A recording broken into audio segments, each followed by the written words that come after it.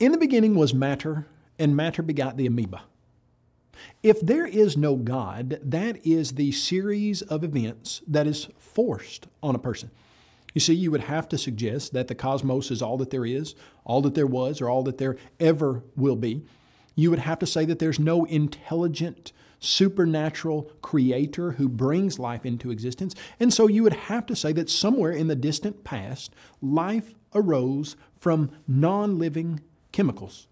Now, there's a very serious scientific problem with this. It breaks one of the most fundamental biological laws known to humankind, the law of biogenesis. The law of biogenesis is very simple to understand. Bio means life. Genesis means beginning. The law of biogenesis simply says that life comes from previously existing life of its own kind in our material, natural world. For years, people didn't think that that was the case, and so they naturally thought you could just get non-living chemicals to produce life. And they had examples for that. In fact, what they called scientific examples. They said, sure enough, if you will take a steak and place it on your kitchen counter in the middle of the summer and come back in maybe a week or two, do you know what you'll find? Oh, you'll find maggots that have spontaneously generated on that steak. And that was supposedly evidence of life coming from non-living chemicals. They said, that's not all. If you were to take some old sweaty rags and you were to wrap them with some wheat and put them in the corner of a barn and come back in a month or so, you would have spontaneously generated mice and sometimes rats from the chemical properties of the air and the rags and the wheat. Well, several scientists were studying this and they thought, hold on just a second, we're not sure that these chemical processes are bringing about life. And they did some experiments. In fact, they're very famous experiments in virtually every biology textbook that you will ever read. One of them is by a man named Francisco Redi, or Francisco Redi. You spell his name R-E-D-I. His experiment was very, very simple. He simply took some meat, put it in a jar, several jars actually, and he put those jars to one side, and he didn't cover them or put anything on top of the jars. The other group of jars, he put meat in the bottom of those and hermetically sealed, airtight, these jars on this side, and then he watched. He watched as flies flew into the meat that was uncovered, and they tried to fly into the meat that was covered, and they couldn't.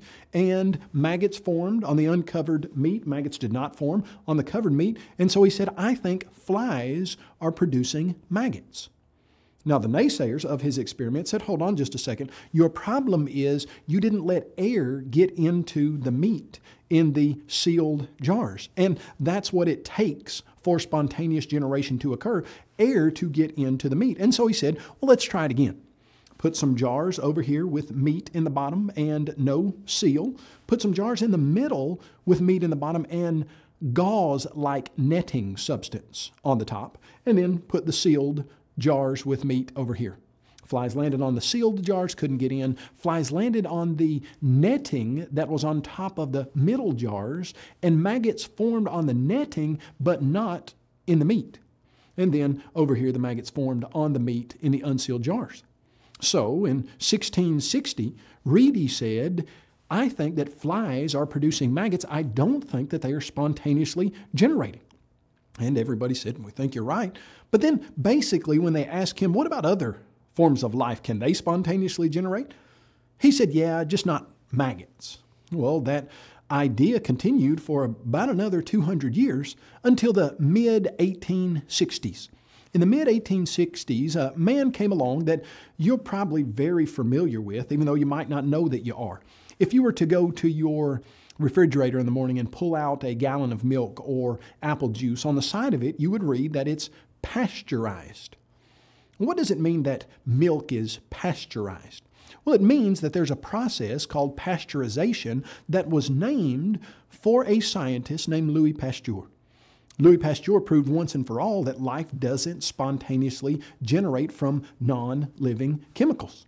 In fact, in 1860, 1868 or so, around that time, Pasteur did some experiments where he would put meat broth or hay broth in the bottom of a flask, and he would boil it.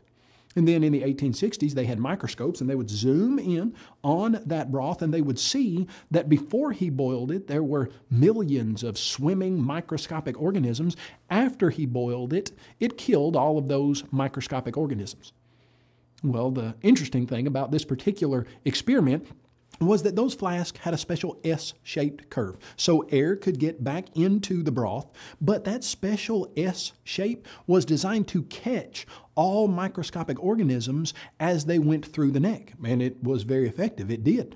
Some of those flasks he would keep for over a year and then break the neck off. The air would go back unhindered to the meat broth and microscopic organisms would form.